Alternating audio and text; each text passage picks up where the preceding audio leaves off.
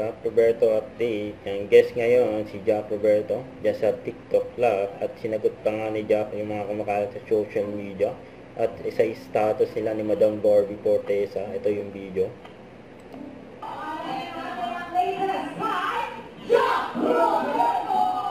Jack Roberto in the house dyan sa TikTok Live.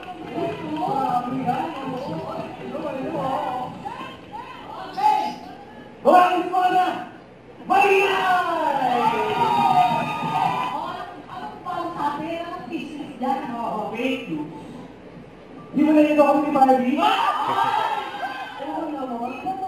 Wala ko kinala ko minsan nangyiniwala talaga. Pero, here, definitely sabi ko, Gawang daw. Dalawang piraso na po eh. 180 ang pagkain Nanood pa nga si Barbie sa Ayan, pagka dalawa, TikTok Live ni Jack. si Madam! Madam! Madam! Yan ang pest na daw. yun, no? Yes, syempre. Jacob, yun na title. So, kabis si Madam mo. Parang ginaganahan ako mag-live ah. Guys, for only 240 pesos, makuha nyo na po ito. 240 pesos lang po yan, Jacob, dalawang peraso. Tapos dalawang Jacob na screen wash natin. From 199 pesos, makuha nyo na lang ito dalawa.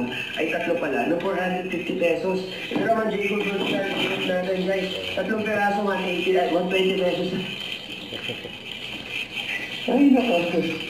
Ang hirap mag-live mag-isa. Madam, sama ka dito.